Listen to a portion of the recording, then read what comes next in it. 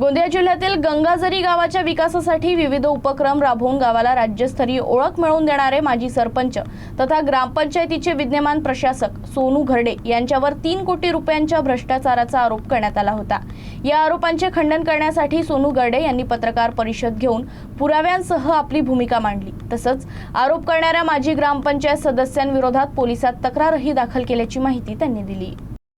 गंगाझरी ग्रामपंचायतीचे माजी सदस्य हेमंत बघेल आणि रामचिंग पंधरे यांनी काही दिवसांपूर्वी पत्रकार परिषद घेऊन माजी सरपंच सोनू घरडे यांच्यावर तब्बल 3 कोटी रुपयांच्या भ्रष्टाचाराचा आरोप केला होता। या आरोपांना उत्तर देण्यासाठी सोनू घरडे यांनी ग्रामपंचायत भवनात पत्रकार परिषद आयोजित करून आरोपांचे पुराव्यांसह खंडन केलं। सरपंच पदाच्या कार्यकाळात त्यांनी लोकसहभागातून अनेक विकास कामं आणि सामाजिक उपक्रम राबवले।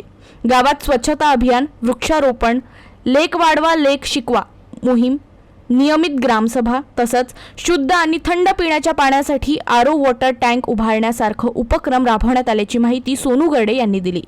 या विविध उपक्रमांच्या माध्यमातून गंगाझरी गावाला जिल्हा आणि राज्य स्तरावर वेगळी ओळख निर्माण झाली। तसंच गावाला स्वर्गीय RR आबा पाटील पुरस्कारही प्राप्त झाला। असं असतानाही आपल्यावर खोटे आणि बिनबुडाचे आरोप करण्यात आल्याचा दावा सोनू घरडे यांनी केला।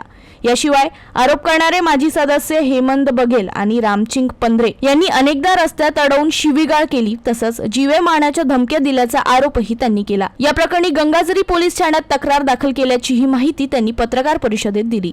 या पत्रकार परिषदेला गावातील अनेक नागरिक उपस्थित होते। दरम्यान सोनू घरडे यांनी केलेल्या आरोपांवर आता हेमंत बघेल आणि रामचिंग पंधरे काय भूमिका घेतात याकडे गंगाझरीकरांचं लक्ष लागलं आहे।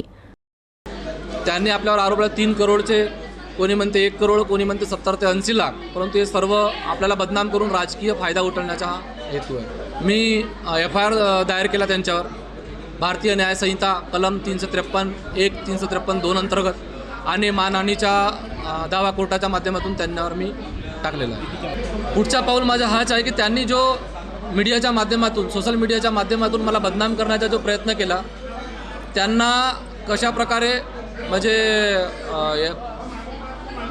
पर्दाफाश करता येईल त्यांच्या झूटचा, त्यांनी जो खोटे आरोप माझ्यावर लावला, त्यांचा फक्त एकमात्र उद्देश आहे, येणाऱ्या निवडणुकात ग्रामपंचायत, आपल्या ग्रामपंचायतीमध्ये अनुसूचित जाती महिला प्रवर्गाकरता राखीव आहे, मी अनुसूचित जाती अंतर्गतमध्ये येतो आणि उमेदवार म्हणून आमच्या कुटुंबातील, माझ्या घरातील कोणी व्यक्ती राहील, कसा बदनाम करता येईल हा त्यांचा मेन उद्देश आहे।